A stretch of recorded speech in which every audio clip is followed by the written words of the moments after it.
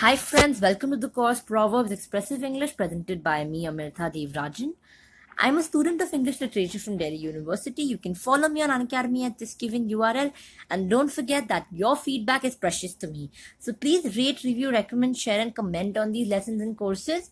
And also guys, I would urge you to share these courses on relevant educational forums and social media platforms like WhatsApp, Facebook, Instagram. Let's use technology for a good cause now. So on that note, let's start.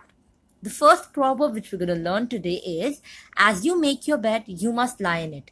This means that you must accept the consequences of your actions. Well, the plan you lay, it's totally upon you. The plan you lay, you execute the plan in your own way. It might turn out to be good. It might also turn out to be bad. If it's good, you can enjoy the success of it. But if it's bad, you are the one who has to face the repercussion of it. That is what this proverb means. It's upon you. You can make a bed of flowers and enjoy the scent and everything. And also it's in your hand to make a bed of thorns. You can make anything, but in the end, you are the one who has to lie on it. So if you look at this picture, this looks like a bed of thorns. Who would like to sleep on a bed of thorns? No one. But you might have to if it's that's your plan. If your plan turns out to, boom, then you have to, the bed you made, you must lie on it. So let's look at this example. Of course, your friends are mad at you. You lied to them. As you make your bed, you must lie on it. So I hope the example is clear. If you are the one setting the plan, doing everything, if it's good, great for you. If it's bad, then you are the one who's going to face it. I hope it is clear. Let's move on. Better the devil you know than the devil you don't know. Well, before I start to explain this proverb, let me just make one thing clear. You may not have to, accept every proverb coming your way. So there are contradictory versions of the same proverb, which I will mention towards the end of this when I end explaining the meaning of this proverb. So, these proverbs will come handy when you're in dilemmas. But it's totally upon your ideology, the way you think, upon your nature, which one to pick. So, these proverbs are wise sayings, but also some of them are contradictory. So, you are the one who has to decide that which proverb suits you better and which proverb suits your needs better, your experiences better. My experience says that I never know until you try. Your experience might say that better the devil you know than the devil you don't. Well, now let's come back. I hope this is clear. It's totally upon your opinion, but that doesn't mean that these proverbs are not wise. These are extremely wise proverbs. I've mentioned earlier that the source is holy. It comes from Bible. Some of the proverbs and the other proverbs come from very learned people. So, you cannot just dismiss these proverbs, but you can have your own opinion. Enough of digression. Let's come back. This proverb means that it is better to deal with a person or thing you know, even if you do not like them, than to deal with a new person or thing who could even be worse. Who knows? Life is full of uncertainties. You do not even know what's going to happen the next second. So you see, you cannot always depend on the person. You cannot always depend on future. You cannot do that. So this proverb is trying to say that, before trying something new, adventurous, you have to remember that it's okay to know the devil, because you will know to what extreme that devil will go. You will be assured that this person can go to this extreme, not beyond that. But who knows? The new person coming in can cross that boundary. So, but the contradictory version of this proverb is never know until you try. You do not know. Maybe that person can be good, but that person can also turn out to be a devil. So you see, I'm, showing you both the sides of the coin. So it's up to you which one you pick. Let's look at the example. I know Mike can be difficult to work with sometimes, but better the devil you know than the one you do not know. I hope this proverb is clear to you. Let's move on. A bird in the hand is worth two in the bush. This means that it is better than taking the chance of losing.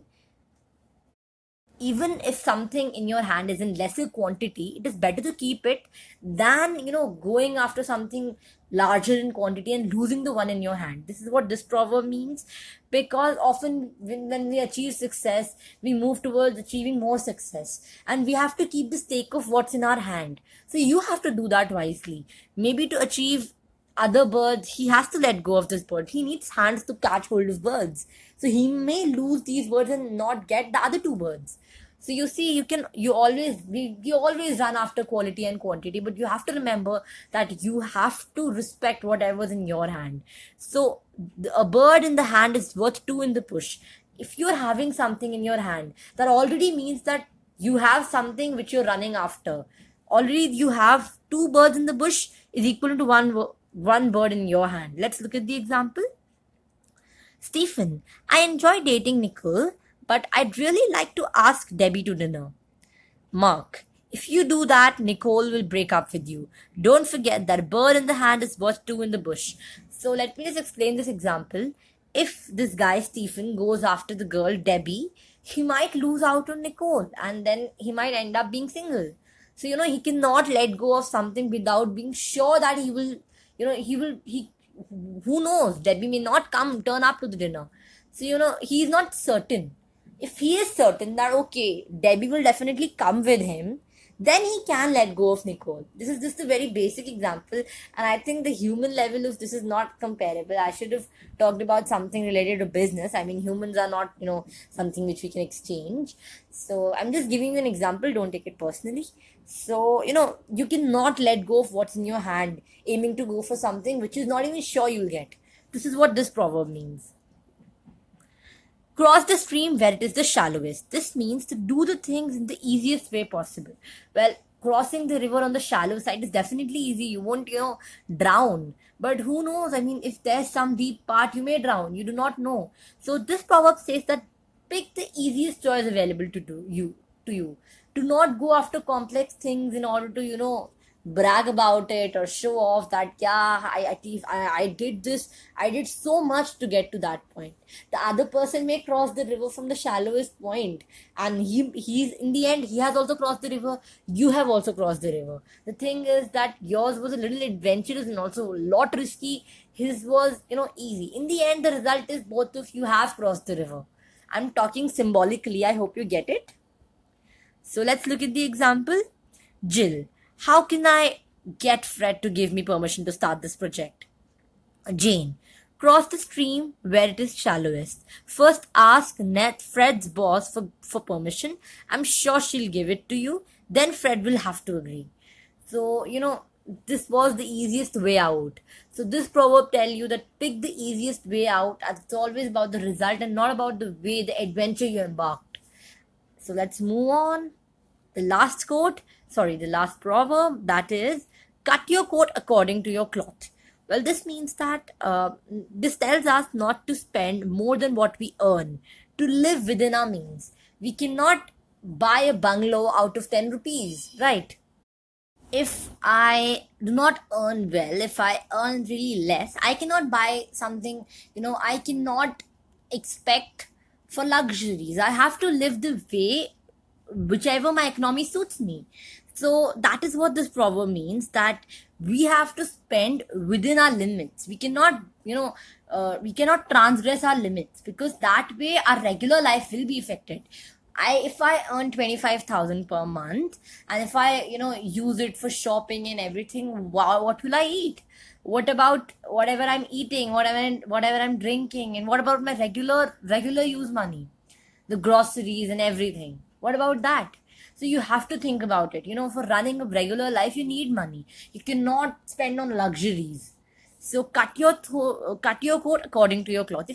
Let's imagine, if I simply give the cloth to the tailor and tell him that just cut the coat, he cannot do it. He needs my size. He needs to know how tall I am, how fat I am, and whatever my physique is. He needs to know that. So similarly, the world is the cloth, and you have to spend it. You have to spend money according to your means. I hope this example is clear to you. Example: we would like a bigger house. We must cut our coat according to the cloth. So, if you want to buy a bigger house, buy it within your budget. You cannot buy a bungalow directly, after one room flat, you cannot buy a bungalow. Yeah, if you win a lottery, that's separate thing.